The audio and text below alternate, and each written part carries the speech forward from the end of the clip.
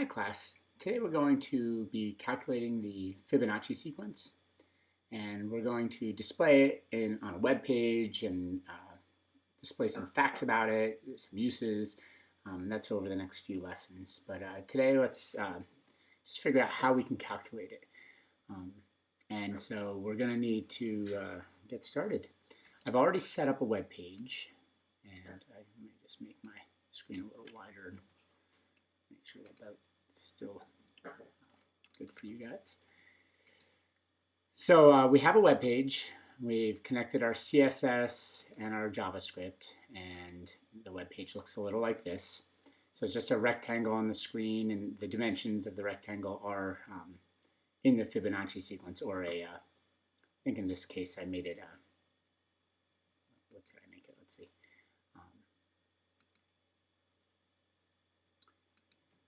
I made it 20 by 32, which reduces down to what, 5 by 8. I think it's a little cooler actually to put in the Fibonacci sequence straight up that doesn't need to be reduced. So I'm going to just change that real quick. You don't need to do this part. I'm just doing it because it's geeky fun. So 13 plus 8 is what, 21, 34, 55. I don't think I need more than that because we were around 20 by 32. So I'm going to do 13. No, I'm going to do 21 by 34.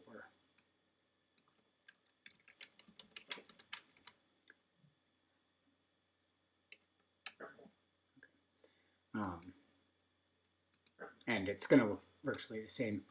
I also, I may this lesson put numbers into this box. So I'd like to make the text yellow.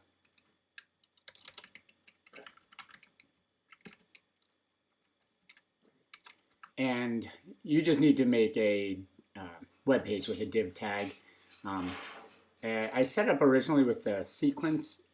Yeah, it can be called sequence. I'm going to call it Fibonacci here, actually. And then I just need to change my CSS. These were just some setups, and yesterday in class I set up with a couple different variable names, and I kind of like Fibonacci better. Just make sure it still works, still does. So now let's make a function. We're going to call it generate sequence. And let's see. And we'll generate count number of the sequence. So count will be let's see. The function name is generate sequence. The input number of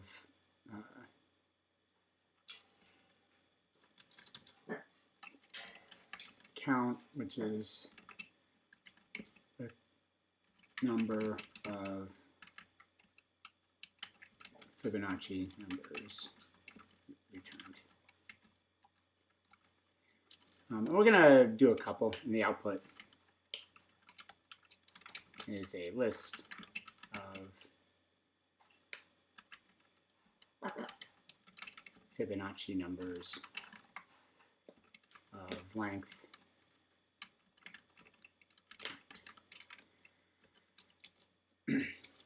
So this function, we're going to say a variable, we'll call it sequence.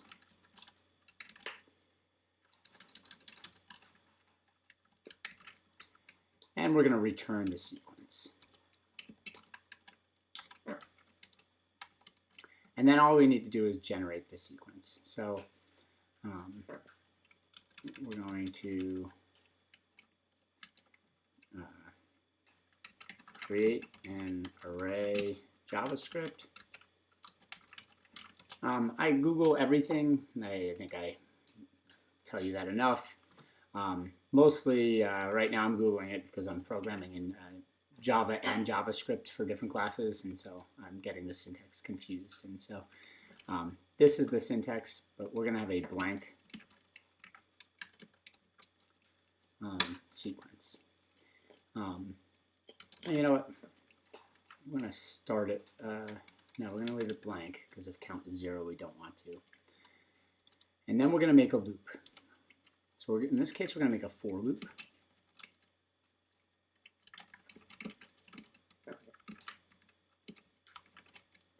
And we're just going to go all from 0 to count.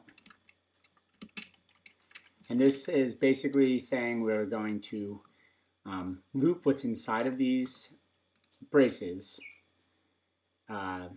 between 0 and count times. So the first time through, I is going to equal 0, then it's going to equal 1, then it's going to equal 2. And so this sets up the loop. This gets initialized. This tests a condition, so while this condition is true, the loop continues. And at the end of the loop, this gets executed, so this I will be incremented, which results in us doing something count number of times. And I is keeping track of where we're at. So, you know what, I'm going to do a couple special cases. If count is equal to 0, we're just going to return sequence, which is a blank array, because if count doesn't have anything in it, we're not going to do any math, and that's I'd like to just have that as a special case. And then if count is not equal to 0, we're going to say sequence, and we're going to push to the end of the array a 1. And you know, and then we're going to say if count is equal to 1, push the sequence. And then we're going to push another 1 onto the sequence.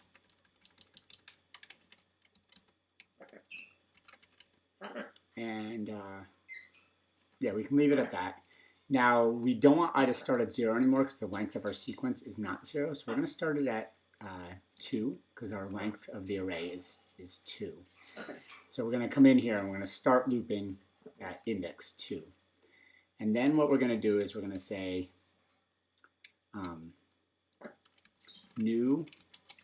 Let's come up here at the top. You should declare your variables at the top. New int, and I'm going to say new int. I say you should declare variables at top. I do declare a variable here. Sometimes in loops, if the variable is just used in that loop, it's a good place to put that. It's at the top of this little section of code. So as long as it's at the top of the braces that it's used in, that's what I mean by the top. But I'm going to say the new int is going to equal sequence I minus 2 plus sequence I minus 1. And actually, I just created this, but I'm actually, yeah, I'm going to do it this way. I just think the code will look a little clearer. So the Fibonacci sequence, basically you take your last two numbers, which would be I minus 2 and I minus 1, and you add them together, and that becomes your new number. And so after we get that new number, we're going to push that onto our array. So I'm going to do sequence, push, new, and then we're returning the sequence. And that should work. I gotta just test it for a minute, and just to make sure I'm giving back the same amount. So I'm going to say generate sequence. So the function will only get run when it's called. This code is connected to our web page to run once the web page loads. So we're going to say generate sequence, and we'll say the first 5 digits. So we'll say console.log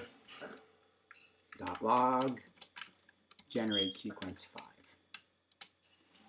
And if this works, we will have a the first 5 digits of the Fibonacci sequence running. So I'm going to come back to our web page, open up our console, and hit refresh, and we get 1, 2, 3, 4. We get the first 5 digits, and that's kind of cool. And so now if we do 50, it will give us the first 50 digits. We're going to test that, and I'm not going to count all 50, but that looks like it's about 50 numbers.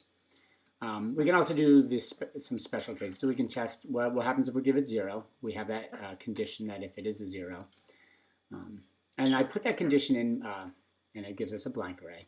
That condition is there just because I didn't want to get into a space where I was trying to add 2 numbers that didn't exist. I'm not sure if the official Fibonacci sequence starts with 0 or 1. I think it starts with 1. If it starts with 0, we'll correct that in one of the next videos. I'm not super concerned about that right now because it is generating the Fibonacci sequence. I would also like to be able to push that onto my web page. So we're going to just write one more function called display.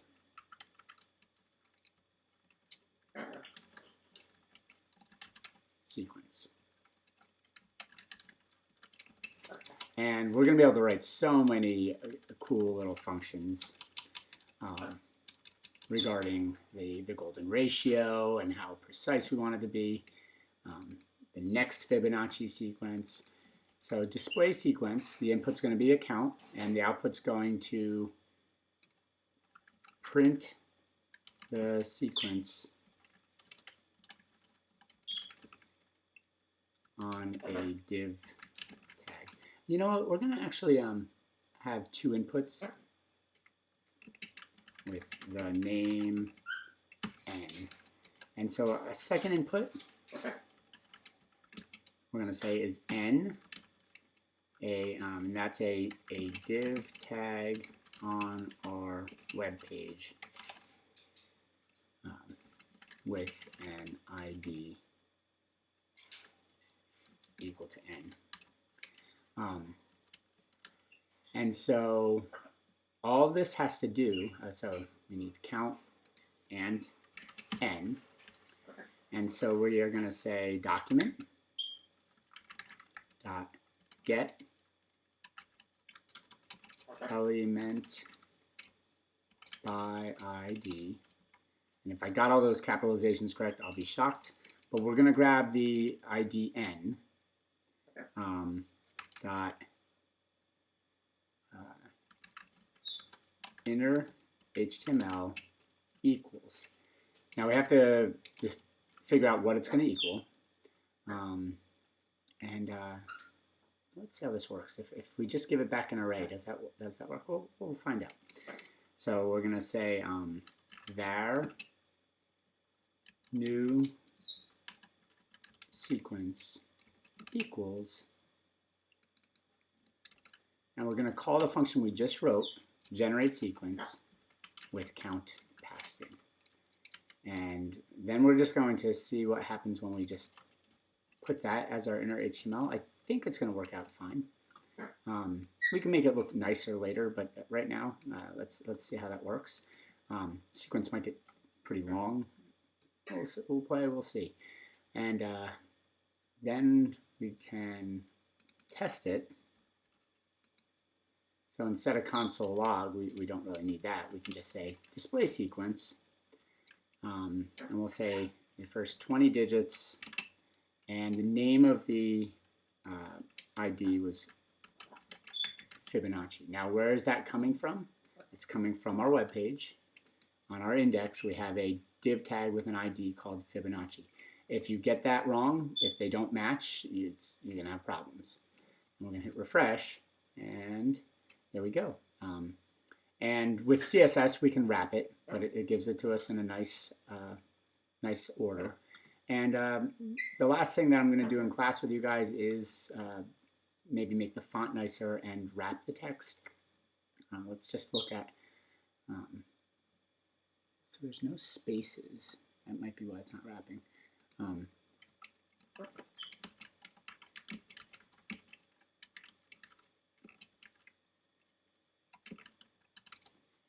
Let's see what's word wrap property. So in this div, we're going to say word wrap break word. And we may have to do a little more work than that later. That's not going to be for today. So in our CSS, just in this Fibonacci, I'm just W3 schools is saving us here. And let's just see if that wraps it. Oh, it does. And it looks like it might wrap it nicely. Let's make it much bigger. Let's see what happens.